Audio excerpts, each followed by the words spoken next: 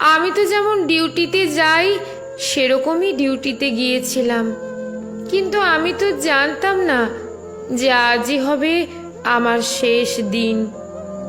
আমি তো আমার জুনিয়রদের সাথে একসাথে কত গল্প করতে করতে রাতের খাবার খেয়েছিলাম।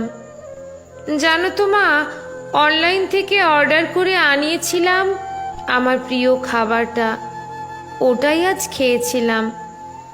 তখনও যদি একটু বুঝতে পারতাম এটাই শেষ খাওয়া, এটাই শেষ গল্প। ডিউটির বাঁধনে আমি যখন ক্লান্ত হয়ে গেলাম মা, আমার চোখ দুটো ঘুমে বন্ধ হয়ে যাচ্ছিল। একটু শরীরের ক্লান্তি মেটাতে গেলাম, তখনও যদি বুঝতাম মা সারা জীবনের মতো বিশ্রামে চলে যাব।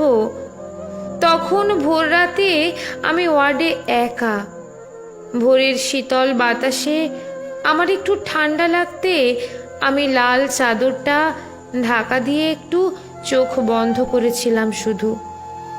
সেই সময়ের অপেক্ষায় থাকা ওরা আমার সাথে, ছি মা, আমার খুব কষ্ট হচ্ছিল জানো তো। অনেকবার আমি বারণ করেছিলাম, চিৎকার করেছিলাম, বাঁচাও, কে আছো আমাকে বাঁচাও। কিন্তু কেউ আমার চিৎকার, আমার আর্তনাদ শুনতে পায়নি জানো তো মা।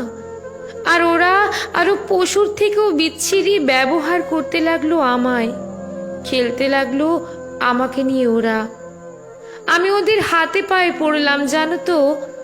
আমি এটাও বললাম যে আমাকে ছেড়ে দাও, দয়া করে ছেড়ে দাও, আমি কাউকে কিছু বলবো না, আমাকে যেতে দাও।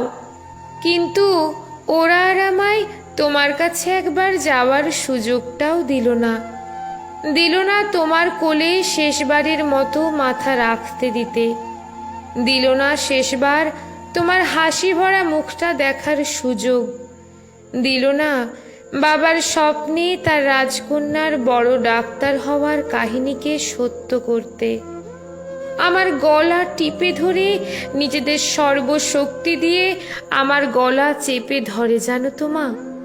আমি অনেক চেষ্টা করেছিলাম বাঁচার, কিন্তু হয়তো আজ ভগবানও চাইনি যে আমি বেঁচে থাকি।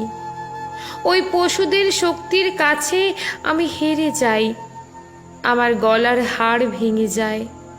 ওরা আমায় ওভাবেই ওখানে ফেলে রেখে চলে যায়, ওই বিবস্ত্রভাবে। সকালে সবাই আসে, কিন্তু এ কি, আমি কারোর সাথে কথা কেন বলতে পারছি না? তোমাকেও দেখতে পাচ্ছি, তোমায় কত করে ডাকছি, তুমি শুনতে কেন পাচ্ছ না মা আমার ডাক?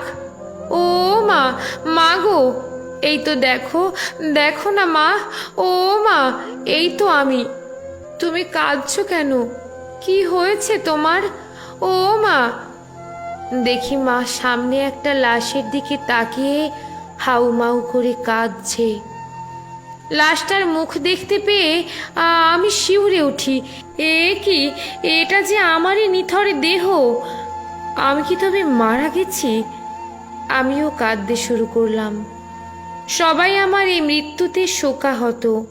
সারা দুনিয়া আমার মৃত্যুর ঘটনা আপাতত জেনে গেছে। সবাই বিদ্রোহ করছে, কিন্তু আমি আমার নিথর দেহের দিকে তাকিয়ে রইলাম। আমার শেষটা তো আরো ভালো হতে পারতো বলো মা।